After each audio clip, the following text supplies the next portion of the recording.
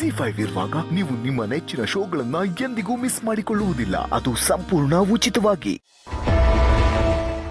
ಏನಕ್ಕೆ ನೀವು ನನಗೆ ಮದುವೆ ಇಷ್ಟ ಅಲ್ಲ ಅಂತ ನಿಮ್ಗೆ ಗೊತ್ತದೆ, ಈ ಮದುವೆ ನಡೆಯೋದು ಇಲ್ಲ ಅಂತ ನಿಮ್ಗೆ ಗೊತ್ತದೆ. ಎಲ್ಲ ಗೊತ್ತಿದ್ರು ಅಲ್ಲಿ ಶಾಸ್ತ್ರ ದೇವರು ಅಂತ ಏನೇನೋ ಹೇಳ್ತಿದ್ರಲ್ಲ ಅದಕ್ಕೆ. ಸಿದ್ದು, ನಾನ್ ತಾನೇ ಇನ್ನೇನ್ ಮಾಡಕ್ಕಾಗತ್ತೆ ಹೇಳಿ? ಅಲ್ಲ, ನೀವು ಈ ವಿಚಾರನ ಭಾವನಾ ಅವ್ರಿಗಂತೂ ಹೇಳ್ಕೊಂಡಿಲ್ಲ, ಅಟ್ಲೀಸ್ಟ್ ಲಕ್ಷ್ಮಿ ಅವ್ರಿಗೂ ಹೇಳ್ಕೊಂಡಿಲ್ಲ. ಇಲ್ಲಿ ನೋಡಿದ್ರೆ ಅತ್ತೆ ಮಾವ ನಿಮ್ಮ ಅಣ್ಣ ಯಾರಿಗೂ ಇದ್ರ ಬಗ್ಗೆ ಐಡಿಯಾನೇ ಇಲ್ಲ. ಹೀಗಿರ್ಬೇಕಾದ್ರೆ ನಾನು ಇನ್ನೇನ್ ತಾನೇ ಮಾಡ್ಲಿ ಸಿದ್ದು? ಈ ಮದ್ವೆ ಆಗೋದಿಕ್ಕೆ ಒಂದ್ ಸ್ವಲ್ಪನಾದ್ರೂ ಟೈಮ್ ಸಿಕ್ಕಿದ್ರೆ ನಿಮಗೆ ಯೂಸ್ ಆಗುತ್ತೇನೋ ಅಂತ ಹೀಗೆ ಮಾಡಿದೆ ಅಷ್ಟೇ. ಏನು ಮಾಡಲಿ ಅದಕ್ಕೆ? ನನ್ನ ಮನಸ್ಸಲ್ಲಿರೋ ವಿಷಯ ಅವ್ರ ಹತ್ರ ಹೇಳ್ಕೋಬೇಕು ಅಂದ್ಕೊಂಡಾಗೆಲ್ಲ ಏನಾರ ಒಂದು ಹೇಳ್ಬಿಟ್ಟಾಯ್ತದೆ. ಏನು ಮಾಡಬೇಕು ಅಂತ ಗೊತ್ತಾಗ್ದೇನೆ ಒತ್ತಾಡ್ತಾವನೆ. ಸಿದ್ದು, ಲಕ್ಷ್ಮಿ ಅವರು ನಿಮಗೆ ಸ್ವಲ್ಪ ಕ್ಲೋಸ್ ಆಗಿದಾರಲ್ವಾ? ಅವ್ರ ಹತ್ರ ವಿಚಾರ ಎಲ್ಲ ಹೇಳ್ಕೊಂಬಿಟ್ರೆ ಎಲ್ಲ ಒಳ್ಳೇದಾಗುತ್ತೆ. ಏನು ಹೇಳ್ಬೇಕಿತ್ತು?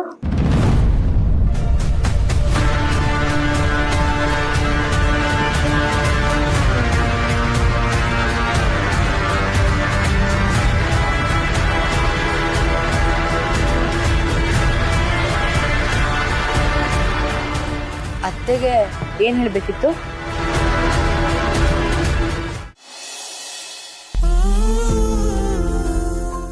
ಅಮ್ಮ. ಹಾ ಭಾವನಾ. ಅಮ್ಮ, ನಾನು ಜಾನು ಮನೆಗೆ ಹೋಗಿ ಬರ್ತೀನಿ. ಜಾನು ಮನೆಗ ಯಾಕೆ ಭಾವನಾ?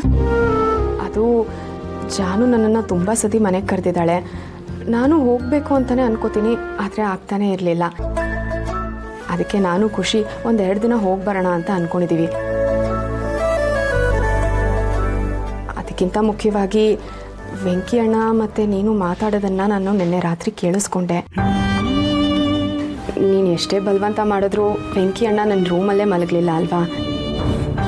ಈಗ ನಾನು 2 ದಿನ ಇಲ್ಲ ಅಂದರೆ ವೆಂಕಿ ಅಣ್ಣ ನನ್ನ ರೂಮಲ್ಲಿ ಮಲಗ್ಬೋದು. ಅದಕ್ಕೆ ಹೋಗಿ ಬರೋಣ ಅಂತ ಅಂದ್ಕೊಂಡಿದ್ದೀನಿ.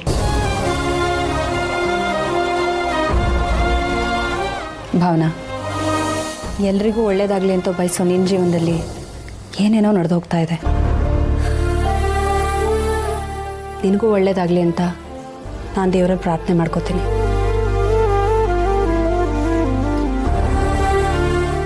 ನಂದು ಅದೇ ಪ್ರಾರ್ಥನೆ. ಅದಕ್ಕೆ ಇಲ್ಲೇ ಇದ್ದರೆ ಅದ್ರ ಬಗ್ಗೆನೇ ಯೋಚನೆ ಮಾಡ್ತಿರ್ತೀನಿ. ಅದರಿಂದ ಹೊರಗೆ ಬರೋಕ್ಕಾದರೂ ನಾನು ಜಾನು ಮನೆಗೆ ಹೋಗಲೇಬೇಕು. ಅವಳ ಹತ್ರ ಮಾತಾಡ್ತಾ ಇದ್ರೆ ಮನಸ್ಸು ಸ್ವಲ್ಪ ಹಗುರ ಆಗುತ್ತೆ.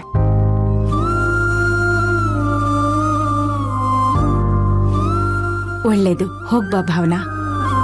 ಹಾಗೆ ಜಾನುಗಂತ ಸ್ವಲ್ಪ ತಿಂಡಿ ಕೊಡ್ತೀನಿ, ಅದನ್ನ ತಗೊಂಡು ಹೋಗು.